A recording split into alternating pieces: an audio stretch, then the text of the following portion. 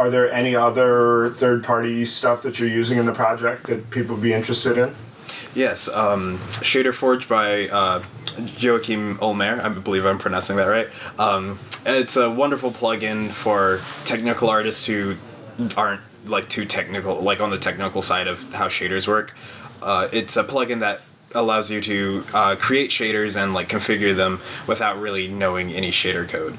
I love that because I can wrap my mind around how shaders work, but for some reason like HLSL just like doesn't make sense to me. So until I learn that part of things, visual shader editors really help me to be able to understand that and implement it in the game, which is also why I can't wait for Unity's shader graph to come out, because that will definitely be a great addition to that ability to technical artists to be able to really make their games shine.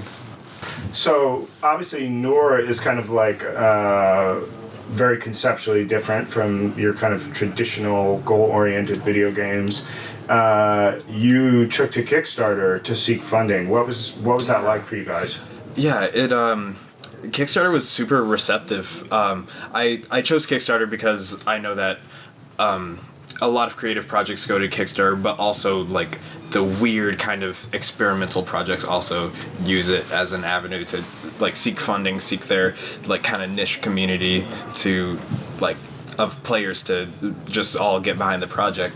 And like Kickstarter really came through for me. It was really helpful, and to like have a place for everyone who's into these kind of weird games to go and like support Nour. So it was a really great experience, and I just think the weirdness of the game was able to really shine on Kickstarter because of just how open they are to experimental projects. That's awesome. Yeah, and I think that's like weirdness is an interesting subject here. Like, it's obviously, you know, it's an interesting. Obviously, you're taking a kind of a big creative risk, right? You're doing something that's very non-traditional. There's not a known existing market for like food simulators.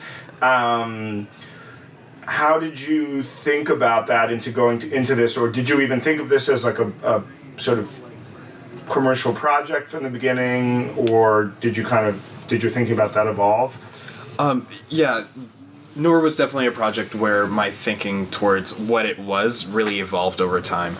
Because when it first started out, it was literally just like an art test. It wasn't even a game, really. How it happened was I really wanted to create art of food. I wanted to make a 3D model of like some boba tea and some ramen and just like see if it was possible to render something that looks delicious in real time. And so that's how it started out.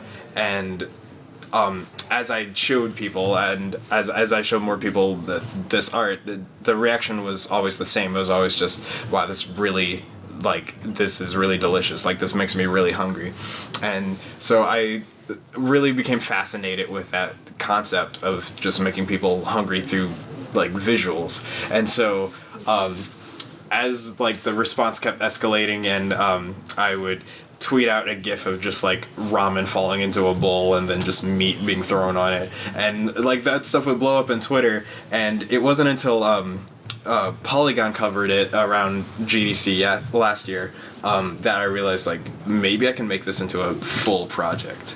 And so that was sort of what pushed me to really chase after it as a like full-time project, was just seeing all this hype develop around this thing that I just thought was kind of interesting. And so yeah, like the whole game formed around this thesis of how can I make people hungry through visuals.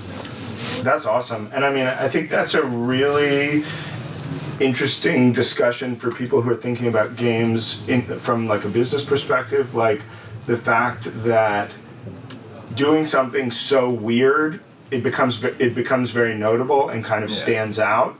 And people might think, oh, that's sort of a terrible idea commercially, but it's like by being so different, it attracts attention, you know, by virtue of that. Yes, yeah. I gave a talk earlier today at GDC, and one of my big points was the fact that your game is unusual is not a disadvantage at all. And like some will view that as like it'll be a commercial like failure if your game does not fit within these predefined genres that have proven to be successful. But I really think if you really carve your own way, like find your own niche, I really think that you can find your audience, and it'll be something that completely unexpected and that no one has ever seen before. So I really think that finding your sort of weird corner of people who appreciate your type of game, like I think it's worth it, and it really innovates. It really shows that you're trying to kind of push the mold. That's awesome. Yeah, I love that. I mean, I think one interesting in terms of like finding that group of people, you mentioned Twitter, right? Were there other places where you were showing it early on, where that kind of early feedback loop started?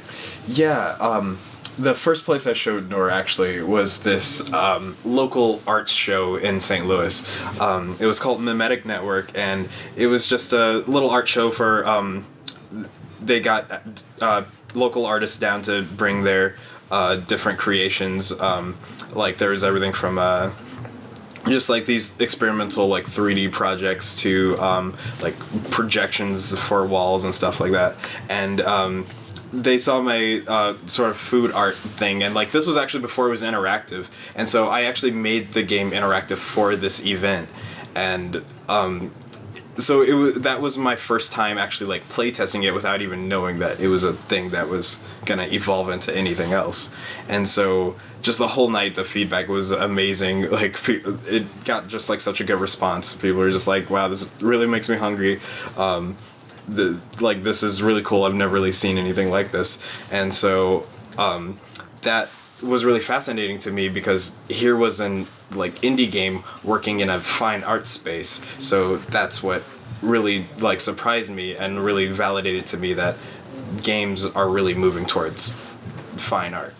Yeah, absolutely. And I think that there's a valuable lesson there for creators of getting into the public early, right? Whether it's through social media or in person, like, and probably, especially in person, probably, right? That's such a rich way to get feedback.